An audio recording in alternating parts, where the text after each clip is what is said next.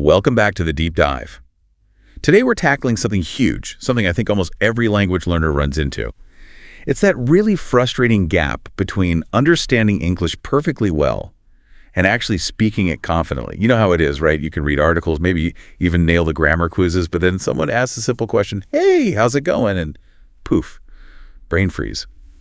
So our mission today is to dig into the research and pull out practical, proven steps to build that confidence, that fluency.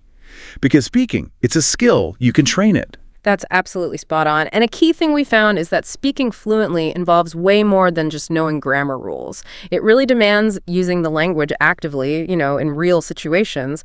And crucially, it requires a pretty big mindset shift. A mindset shift? Yeah, moving away from just textbook knowledge to actually, living in the language a bit. Okay, let's dive right into that, Ken.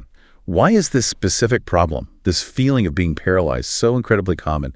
Why do so many people say, I get it, I understand, but I just can't speak? Well, the materials we looked at point to about four main reasons, four big obstacles that really block fluency. The first one is pretty straightforward. It's the fear of mistakes.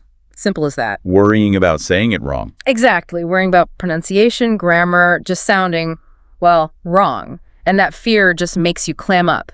Then there's number two, and this one really kills the natural flow, the translation problem. Ah, yes. Thinking in your native language first. Right. Your brain forms the thought in your first language, and then it tries to translate it word by word almost into English. Yeah. That whole process just creates this lag. A noticeable pause makes conversations feel stilted. Precisely. It's like you're running this slow translation software in your head while trying to keep up with a real conversation. It doesn't work well. Okay, so fear, translation lag.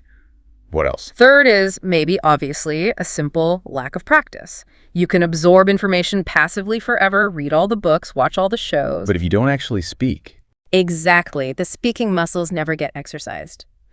And finally, number four is about limited functional vocabulary. Functional vocabulary, what does that mean exactly?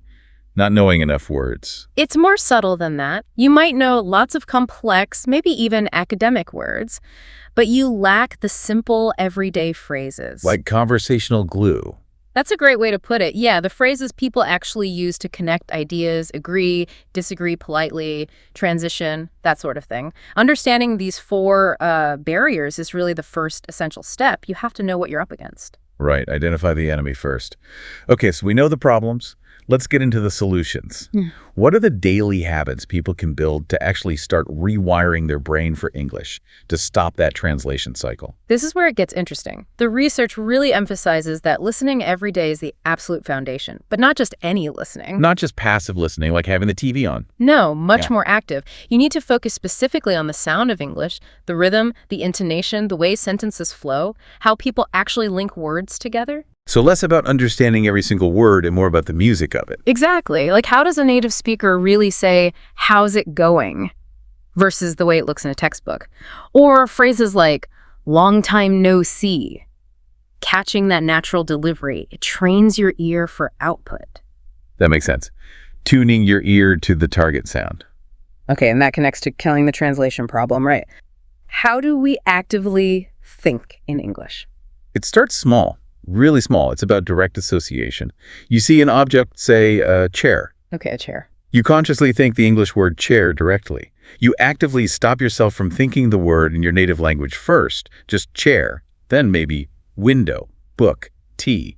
Bypassing the translation step for simple nouns. Right. And once that feels a bit more automatic, you level up. You start describing your own actions internally as you do them. Like narrating your life. Sort of, yeah. I'm making coffee. I need to send this email. I'm walking to the bus stop. You force your internal monologue into English, building that default pathway. Okay, now what about shadowing? This one always comes up. It sounds a bit like just mimicking. Does it really work? It sounds like mimicking, but it's much more intense, and yes, it really works according to the sources. Shadowing means you listen to a short audio clip, maybe just a sentence or two, and you repeat it at the same time as the speaker. Not after them, but with them. Exactly. Trying to match their speed, their rhythm, their pronunciation exactly as they say it, you might need to replay it quite a few times. Okay, why is that so effective? Because it forces your mouth and ears to sync up in real time. It's physical training for your mouth, your tongue, your vocal cords. It helps you feel the sounds and rhythm of English, almost bypassing the conscious brain work initially. You're training muscle memory. Muscle memory for speaking. Yeah. I like that. Okay, so we have listening, thinking in English, shadowing. These are foundational habits. Now let's shift to more active, structured exercises. What can people do to really push themselves to speak? Right, moving from input to output. The first one is designed to build stamina and break the fear barrier.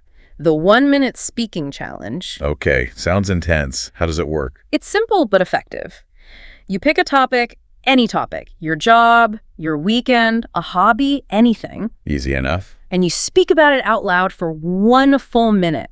The crucial rule, you cannot stop talking, and you absolutely ignore any mistakes you make. Don't pause, don't self-correct, just keep going. Just push through for 60 seconds. Exactly. Then maybe the next day you try for 90 seconds or 2 minutes. The goal isn't perfection, it's building the ability to sustain speech, to keep talking even when it feels awkward, overcoming that freeze response. Like interval training for speaking. Okay, what's next? Story retelling. This one's great for pulling everything together. How does that work? You listen to a short audio clip or watch a short video, maybe a news brief, a short anecdote, part of a cartoon even.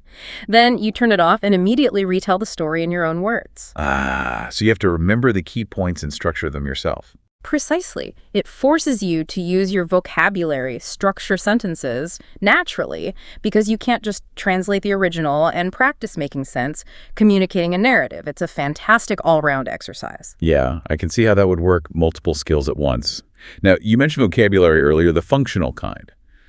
The sources highlight a common mistake here, right? Oh, definitely. Many learners spend ages memorizing long lists of complex, impressive-sounding words. Words they might never actually use. Exactly. The advice is clear.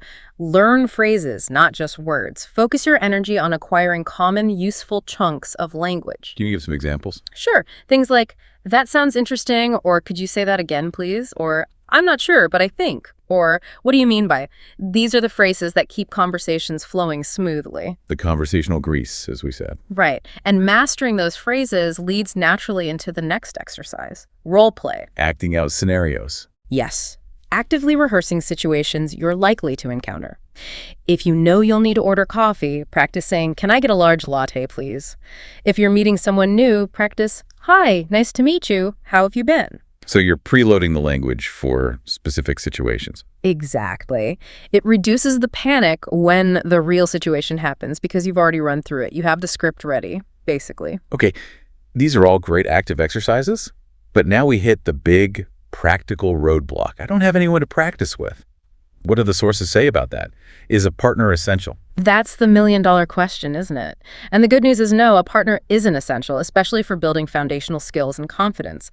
There are effective ways to practice solo. Like what? Talking to the walls. Almost. The simplest one is just talk to yourself. Seriously. Okay, tell me more. Doesn't that feel weird? It might feel a bit strange at first, yeah. But it keeps the English part of your brain active. Just narrate what you're doing as you do it. While cooking, okay, now I'm chopping the onions, need to be careful. While cleaning, where do I put the cleaning spray? So making English the language of your daily routines, even if it's just out loud to yourself? Exactly. It keeps the language flowing. Another option, leveraging technology, is using a virtual partner. Like AI tools. Precisely.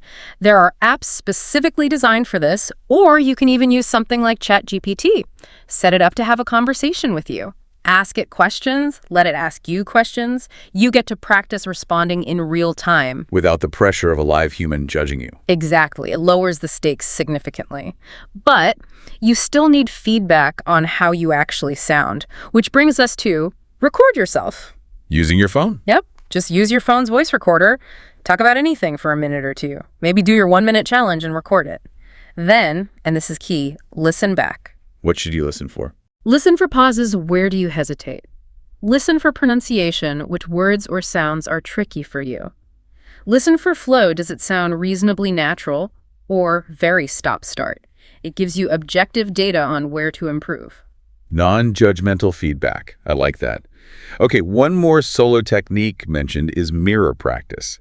This sounds even stranger than talking to yourself. Why look in a mirror? It does sound a bit odd, but the psychology behind it is quite powerful, apparently.